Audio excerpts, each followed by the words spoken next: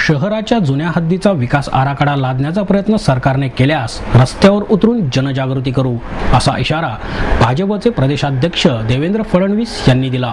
पुणे शहराच्या 2002 ते 2027 च्या विकास आराखड्यासंदर्भात भारतीय जनता पक्षाच्या वतीने चर्चासत्र आयोजित करण्यात आले होते। या चर्चासत्रात स्वयंसेवी संस्थांच्या प्रतिनिधींनीही भाग घेतला। यावेळी भाजपचे आमदार गिरीश बापट, आमदार माधुरी मिसाळ, आमदार भीमराव तापकीर, महापालिकेतील गटनेते अशोक येनपुरे, ज्येष्ठ नेते अनिल शिरोळे, अण्णा जोशी, योगेश गोगावले, माजी मंत्री दीपक कांबळे व्यासपीठावर उपस्थित होते।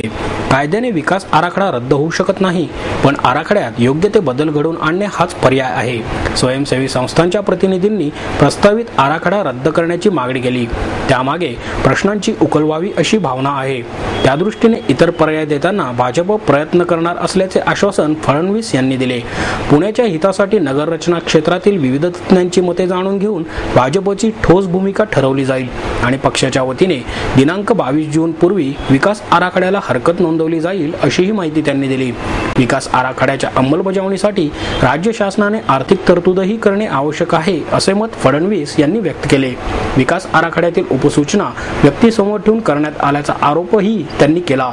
मात्र भाजपच्या नगरसेवकांनी एकही उपसूचना दिली नसल्याचे फडणवीस यांनी नमूद केले। पूर्वीच्या काळामध्ये विकास आराखडा तयार करत असताना प्रश्न देखील वेगळे होते आणि विकास आराखडा तयार करण्याचे टूल्स हे देखील लिमिटेड होते।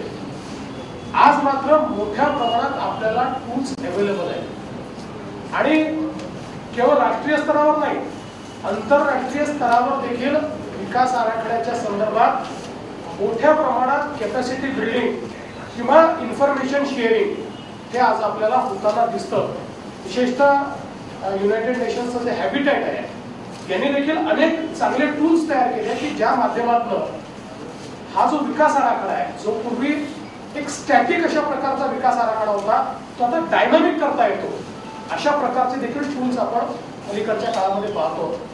आज अर्थ ऑब्झर्वेटरी किंवा अर्बन ऑब्झर्वेटरी याच्यासारखे टूल्स आपल्याजवळ आहेत। युनायटेड नेशन्स ही जी काही अर्बन ऑब्झर्वेटरी आहे ही निशुल्क कुठल्याही महानगरपालिकेला उपलब्ध करून देण्याकरता तयार आहे आणि या ऑब्झर्वेटरीच्या माध्यमातून हे जे आपले विकास आराखडे आहेत, आज ज्या प्रकारचा प्रश्न आपल्या समोर आहे की मोठ्या प्रमाणात अर्बनायझेशन, विशेषतः महाराष्ट्रामध्ये जर आपण विचार केला तर महाराष्ट्रामध्ये आज महाराष्ट्रातले 5,08,00,000 लोक हे 258 शहरांमध्ये राहतात। 11,26,00,000पैकी 5,08,00,000 लोक हे 258 शहरात राहतात। याचा अर्थ असा आहे की महाराष्ट्र आता केवळ ग्रामीण महाराष्ट्र राहिलेला नाही।